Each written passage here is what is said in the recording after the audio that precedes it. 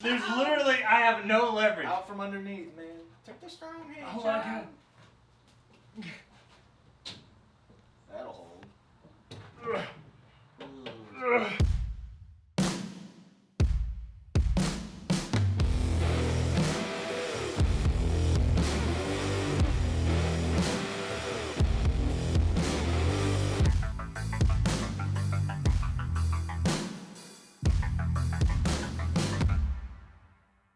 What's up, guys? Today is the day. Harry is so excited he can't hardly talk straight, so I'm doing this intro for you. Today we are going to drop that 454 and the transmission into the Grumman. It's going to be amazing. We're going to start by putting that transmission in. We're going to drop that drive shaft out to make room, and then we're going in with the big block. So we're bringing in some big guns.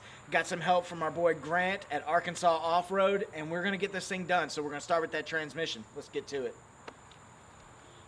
Oh, that's it. We jumped right into this day, starting with removing the drive shaft. We knew going into this that our larger motor and longer transmission was going to result in the need for a custom drive shaft. The stock two-piece shaft may end up being shortened or possibly converted to a single piece, but that is an adventure for another day. For now, we move on to getting the rusty and crusty exhaust remnants out of the way. When it's all said and done, we will go back in with a fresh exhaust system that will hopefully give this truck a soothing growl. All you gearheads out there know what I'm talking about. Now that we've cleared the way, we bring in the transmission. We scored this 4L80E from a local salvage yard. Its days of moving around a four-wheel drive Suburban are long gone, and we've got a renewed purpose in store for it. We took the transmission to Jeremy at ANJ Transmissions, where he built our 4L80E to stage 3 specs, so we can rest easy knowing the transmission will easily handle all the power and torque of the 454. Before we went in to install the transmission, I bought a cheap transmission jack to do the heavy lifting, and I gotta say, that was money well spent. It allowed us to easily move the transmission around underneath the van without destroying our backs. With the transmission set loosely in place, it was time to reinstall our foam mock engine so we could determine the exact final placement of the transmission crossmember. We ended up having to move the crossmember approximately 4 inches towards the rear of the vehicle, and some of the bolts put up a pretty good fight. After unbolting, and at times cutting off the bolts, we were able to slide the crossmember back into approximate placement. We ultimately decided not to lock that in quite yet, and to wait until the real motor went in, just in case anything changed. This turned out to be a pretty smart move, as you will see a little bit later in the episode.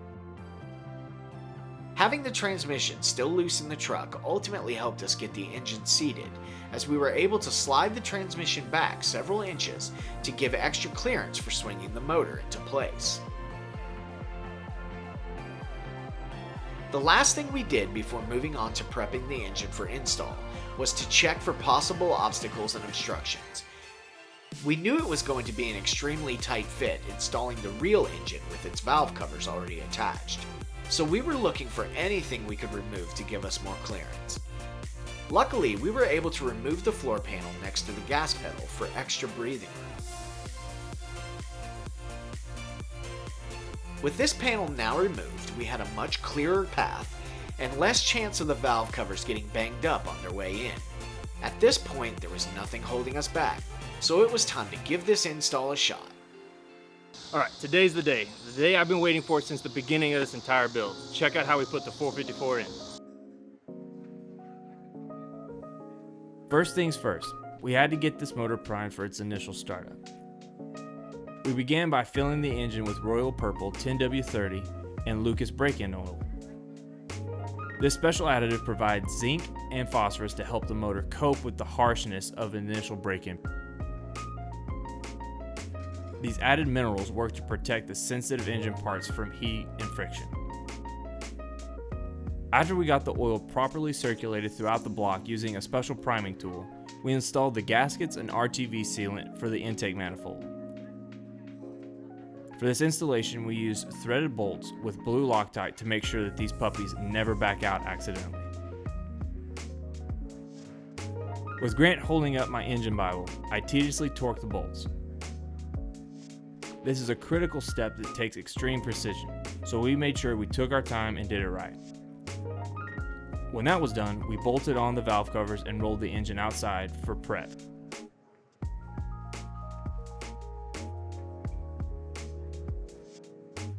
I was so excited to see this thing come off of the engine stand. I've been waiting about 3 months to wheel this thing out in front of the van.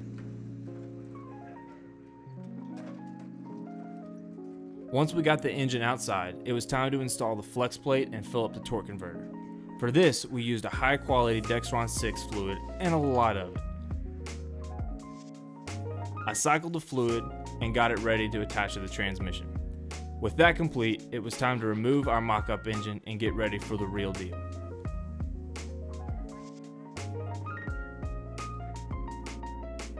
We clicked through the torque converter on the input shaft, and just like that, it was finally go time.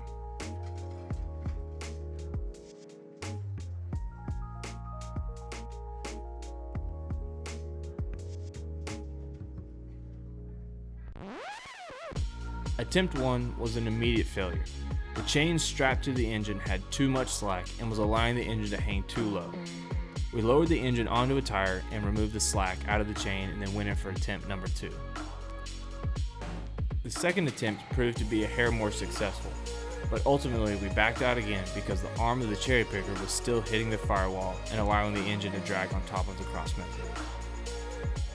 After burning most of the daylight, nearly sweating to death, and angrily throwing tools around, Grant suggested the final piece of the puzzle, removing the cherry picker hook and chain, then looping the engine chain through the middle of the cherry picker arm to remove the unnecessary length of the stock crane hook.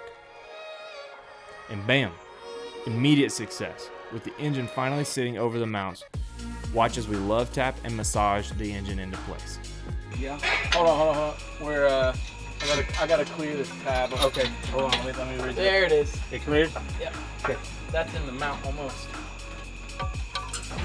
So I think someone's got to pull the tail shaft bolt out down here, the transmission mount bolt, Okay. and let it come back an inch or two. Okay. Yeah. Okay. It's just hand tied, I believe, so I shouldn't have any trouble with it.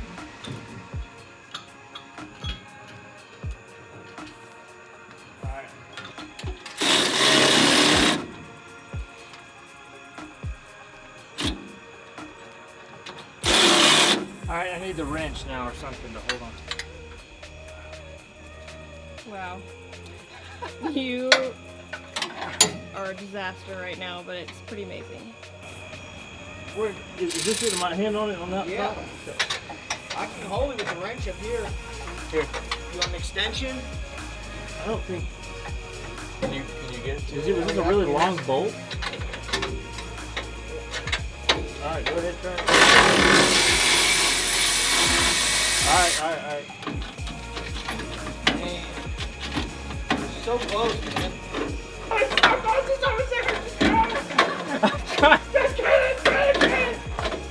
Get it, baby, get it! Yeah, baby, yeah! There it is! Am I breaking some lines over there? Don't give up. Okay, look, alright, look, hold up. Alright. We just needed to go down some now because that might work. Oh, dude, you're getting it. Dude, I think that might be it. Stop. Try to run that bolt through. Oh my gosh, dude. I mean, we need like a 1/16 of an inch. I think if you just... Yes! Okay, there it is, but you're... Here, rotate the thing for me. You can't find the hole. Rotate it. Alright, I'll just twist it. Oh, I got it. Okay. Alright, I'll just twist it. I twisted it, boss. Okay, yeah. I honestly think this might be the largest hurdle, this whole engine. And if it blows up, I'm not taking it out. Okay. Alright, I think at this point maybe we're better to try to adjust the transmission to it. Okay, you got that ½ inch? Hold up. I think we can get it. I mean, Well, it may need to be pushed up completely or lowered or something. No. Hallelujah.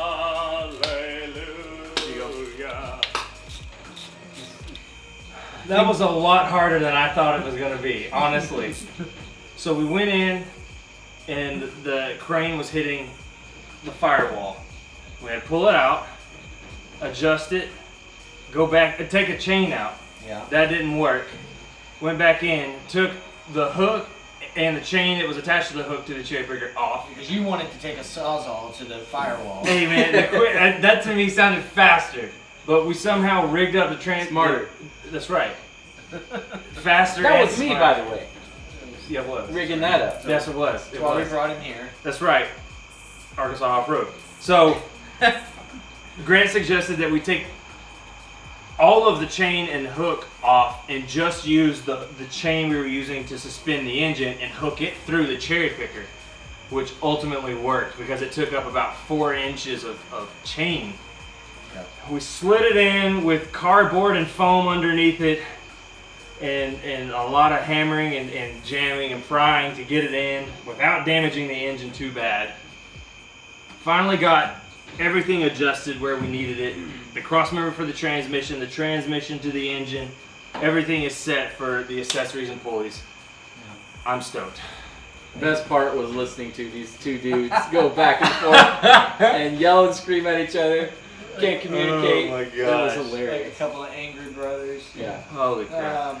Well, it's in though. So, score 1 for the good guys, right? That's right. So, Yep.